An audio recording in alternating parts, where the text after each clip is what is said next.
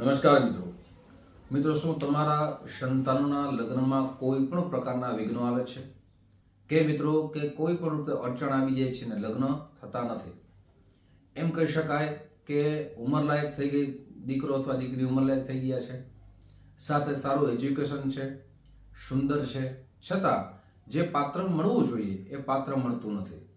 આજે તમારી સમક્ષ સિંહ રાશિના જાતકો અથવા સિંહ લગ્નના જાતકો એવો સુંદર મજાનો ઉપાય બતાવીશ, જેનાથી લગ્નમાં જે પણ વિઘ્નો આવે છે જરૂર દૂર થશે. સાથે આ ઉપાયની વિશેષતા એ છે કે આ ઉપાય જેમના લગ્ન થતા નથી તે પણ કરી શકે, સાથે એમના માતા પિતા પણ કરી શકે છે. બહુ સુંદર ઉપાય અને એકદમ સરળ ઉપાય છે. આપ શ્રદ્ધા અને ભાવથી ઉપાય કરશો તો મને લાગે છે કે આપના સંતાનોમાં જે પણ વિઘ્નો આવે છે અવશ્ય દૂર થશે. આ ઉપાય છે કઈ રીતે કરવાનો છે અને કેટલા દિવસ કરવાનો છે, સંપૂર્ણ માહિતી આપીશ, એટલે વિડીયો પરિપૂર્ણ રીતે આપ જરૂર સાંભળજો. જો આપનું સિંહ લગ્ન હોય અથવા સિંહ રાશિ હોય, સિંહ લગ્ન હોય તો ત્યાંથી 7મા ભાવનું જોવું જોઈએ. એટલે કે સિંહ લગ્નને 7મો ઘર આપણે જોઈએ, 7મો ભાવ જોઈએ તો કઈ રાશિ આવે? કુંભ રાશિ આવે. મિત્રો, દરેક ગ્રહોનો અલગ અલગ આપણા જીવન પર અસર થાય છે. દરેક ભાવ છે એ અલગ અલગ રીતે કુંડળીમાં જોવામાં આવે છે. જો આપનું સિંહ લગ્ન હોય એટલે કે જન્મ કુંડળીમાં પ્રથમ ભાવમાં 5 નંબર લખ્યા હોય તો 7મો ભાવ છે એ કુંભ રાશિનો થશે અથવા કુંભ લગ્નનો થશે. કુંભ રાશિ છે એના જે અધિપતિ દેવતા છે એ શનિ મહારાજ છે. જો 7મા ભાવનો માલિક ની ઉપાસના કરવાથી, પૂજા કરવાથી દરેક વિવાહ બાબતમાં જે પણ વિઘ્નો આવે છે જરૂર દૂર થાય છે. કર્ક લગ્ન હોય તો પણ શનિદેવ એના ઉપાસક દેવ બને છે, અથવા સિંહ લગ્ન હોય તો પણ એના ઉપાસક શનિદેવ થાય છે. હવે શનિદેવને કેમ પ્રસન્ન કરવા? શનિદેવને પ્રસન્ન કરવા માટે ઘણા બધા ઉપાયો આપણા શાસ્ત્રમાં લખવામાં આવ્યા છે, પણ આજે સરળ ઉપાય બતાવીશ, અચૂક ઉપાય બતાવીશ.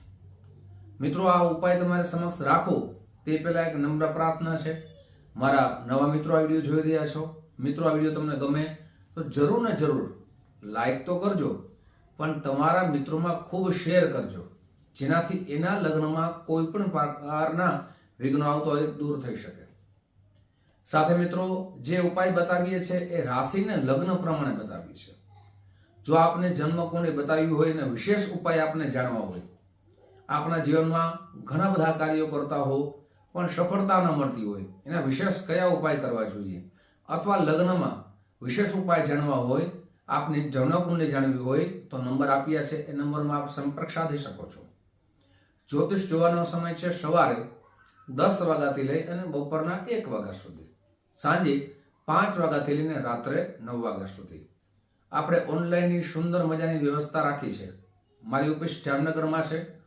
જામનગરથી આપ ખૂબ દૂર રહેતા હો, દિલ્હી છે, મુંબઈ છે, એમ દૂર રહેતા હો તો તેના માટે વ્યવસ્થા રાખી છે. આપનું નામ, જન્મ તારીખ, જન્મ સમય, જન્મ સ્થળ વોટ્સઅપ નંબર મોકલી આપશો એટલે તમને PDF કરી જેમાં તમારી કુંડળી પ્રમાણે શાસ્ત્રોક્ત ઉપાય લખ્યા હશે, સરળ ઉપાય લખ્યા હશે, જે આપ કરી શકો.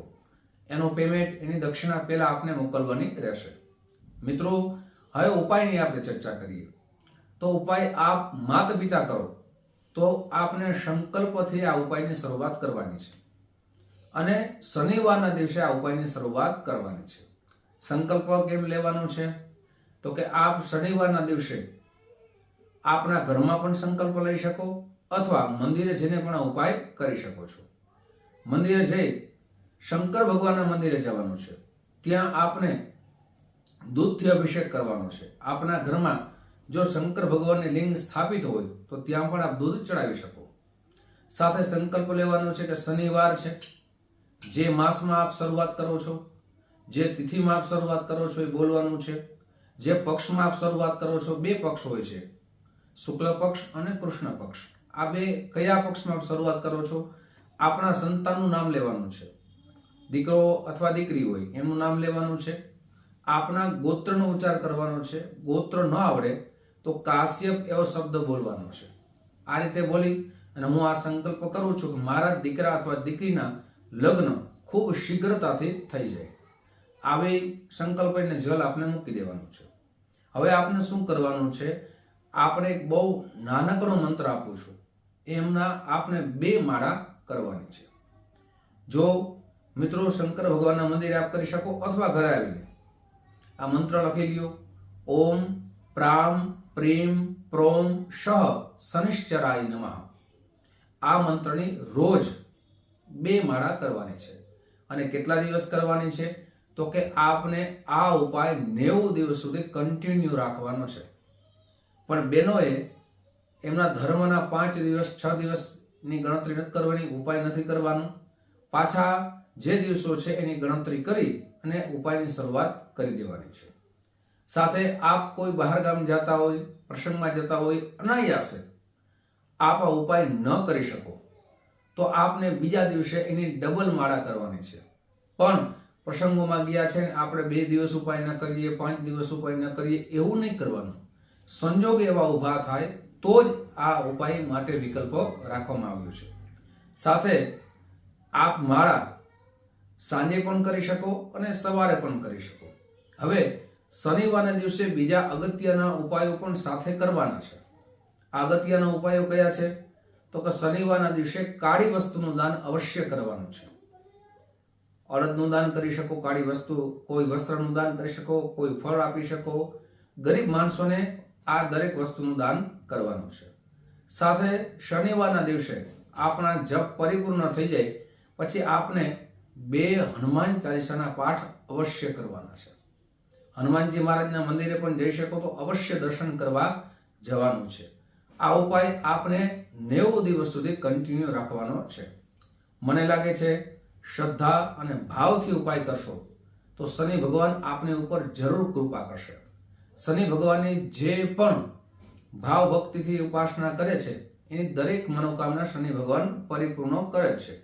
મિત્રો, આ જ રીતે યુટ્યુબના માધ્યમથી અથવા ફેસબુકના માધ્યમથી, જે માધ્યમથી આપ જોતા હો, ફેસબુકના માધ્યમથી આ વિડીયો જોતા હો તો ફોલો જરૂર કરી લેજો. આ વિડીયો તમે યુટ્યુબના માધ્યમથી જોતા હોય તો આ ચેનલ સબસ્ક્રાઇબ જરૂર કરી લેજો. સાથે મિત્રો, રાશિ પ્રમાણે, લગ્ન પ્રમાણે જે પણ બાકી છે એના ઉપાયો તમારી સમક્ષ રાખતો રહીશ. આપ જે પ્રેમ આપો છો એ પ્રેમ બદલ આપ સૌનો હૃદયથી ખૂબ ખૂબ આભાર વ્યક્ત કરું છું. ફરીથી મળશું. આપ સૌને મારા જય શ્રી કૃષ્ણ, મહાદેવ હર.